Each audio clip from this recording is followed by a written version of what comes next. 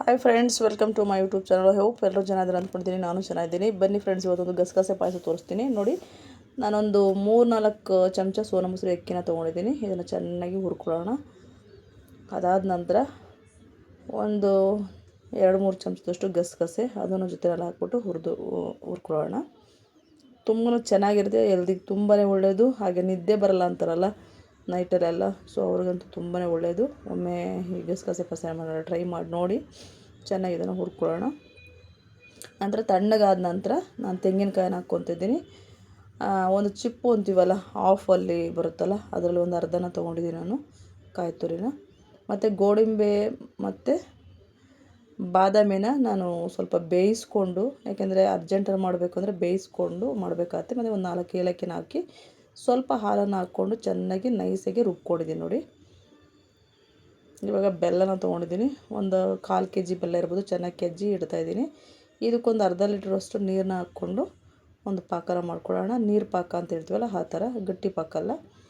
ಒಂದು ಅರ್ಧ ಲೀಟ್ರಷ್ಟು ನೀರನ್ನ ಹಾಕ್ಕೊಂಡು ಚೆನ್ನಾಗಿ ಬೆಲ್ಲ ಎಲ್ಲ ಕರಗೋವರೆಗೂ ಕುದಿಸ್ಕೊಂಡು, ಅದರಲ್ಲಿ ಕಸ ಕಡ್ಡಿ ಇದ್ದರೆ ಅದನ್ನೆಲ್ಲ ತೆಗೆದು ಸೋದಿಸ್ಕೋಬೇಕಾಗತ್ತೆ. ಏನಿಲ್ಲ ಅಂತಂದರೆ ನೀವು ಹಾಗೆ ಇದು ಮಾಡ್ಬೋದು. ಬಟ್ ನಾನು ಅದರಲ್ಲಿ ಕಡ್ಡಿ ಎಲ್ಲ ಇತ್ತು, ಸೋಸ್ಕೊಳ್ತಾಯಿದ್ದೀನಿ. ಬಟ್ ಬೆಲ್ಲನೂ ಹೆಲ್ದಿಗೆ ತುಂಬಾ ಒಳ್ಳೆಯದು. ಈ ಥರ ಸೋಸ್ಕೊಳ್ಳೋಣ.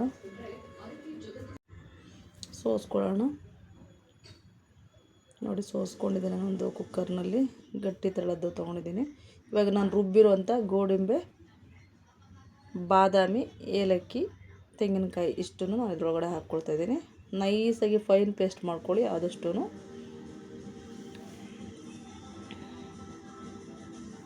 ಚೆನ್ನಾಗಿ ಹಾಕ್ಕೊಂಡು ಚೆನ್ನಾಗಿ ವಾಶ್ ಮಾಡಿ, ನೀರೆಲ್ಲ ಹಾಕ್ಕೊಳ್ಬೇಕಾಗತ್ತೆ. ಚೆನ್ನಾಗಿ ಒಂದು ಮಿಕ್ಸ್ನ ಮಾಡ್ಕೊಳ್ಳೋಣ.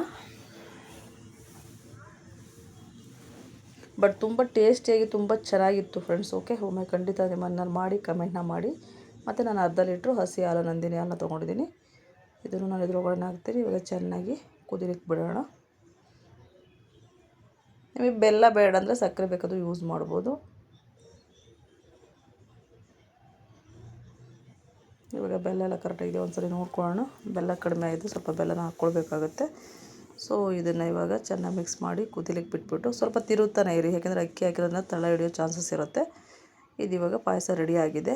ಇವಾಗ ಒಂದು ನಾನು ಬಾಣಲೆನ ಇಟ್ಕೊಂಡು ನಂದಿನಿ ತುಪ್ಪನ ಹಾಕ್ಕೊತಿದ್ದೀನಿ, 1 ಸ್ಪೂನು. ಇದು ಕರಗಿದ ನಂತರ ಒಂದು ಹಿಡಿಯುವಷ್ಟು ಗೋಡಂಬಿ, ಒಂದು 10 ಪೀಸು. ನಿಮಗೆ ಬಾಯಿ ತುಂಬ ಸಿಗಬೇಕು ಅಂದ್ರೆ ಜಾಸ್ತಿ ಹಾಕ್ಕೊಳ್ಬೋದು. ಒಂದು 10-15 ಪೀಸ್ ನಾನು ಗೋಡಂಬಿಯನ್ನು ಹಾಕ್ಕೊತೀನಿ. ಇದು ಸ್ವಲ್ಪ ಬಿಸ್ಕೆಟ್ ಕಲರ್ ಆಗೋವರೆಗೂ ಚೆನ್ನಾಗಿ ಸ್ವಲ್ಪ ಹುರ್ಕೊಳ್ಳೋಣ. ನಂತರ ಮತ್ತು 10-15 ದ್ರಾಕ್ಷಿ ಚೆನ್ನಾಗಿ ಈ ಥರ ಮಿಕ್ಸ್ ಮಾಡಿಕೊಂಡು ಕಲರ್ ಚೇಂಜ್ ಆಗೋವರೆಗೂ ಹುರ್ಕೊಡಿ.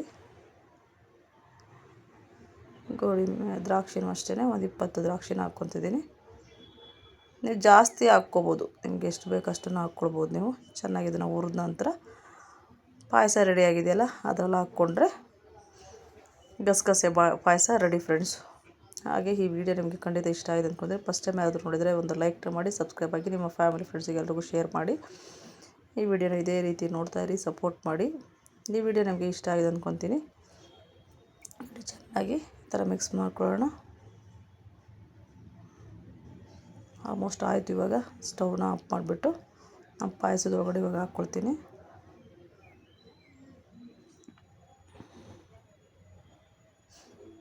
ನೋಡಿ, ರೆಡಿ ಆಯಿತು. ಪಾಯಸದೊಳಗಡೆ ಹಾಕ್ಕೊಂಡ್ರೆ ಗಸಗಸೆ ಪಾಯಸ ರೆಡಿ. ಮತ್ತು ನೆಕ್ಸ್ಟ್ ವಿಡಿಯೋದಲ್ಲಿ ಸಿಗೋಣ. ಟಾಟಾ, ಟೇಕ್ ಕೇರ್, ಬಾಯ್ ಬಾಯ್ ಎಲ್ರಿಗೂ. ತುಂಬಾ ಚೆನ್ನಾಗಿರುತ್ತೆ. ಒಮ್ಮೆ ಟ್ರೈ ಮಾಡಿ ನೋಡಿ, ಕಮೆಂಟ್ನಲ್ಲಿ ನನಗೆ ತಿಳಿಸಿ. ಓಕೆ, ನೋಡಿ, ನೋಡ್ತಾ ಇದ್ರೇ ಎಷ್ಟು ಸಖತ್ತಾಗಿದೆ. ಬಟ್ ತುಂಬ ಟೇಸ್ಟಿಯಾಗಿ ತುಂಬ ಚೆನ್ನಾಗಿತ್ತು. ಫಸ್ಟ್ ಟೈಮ್ ನಾನು ಮಾಡಿದ್ದೆ.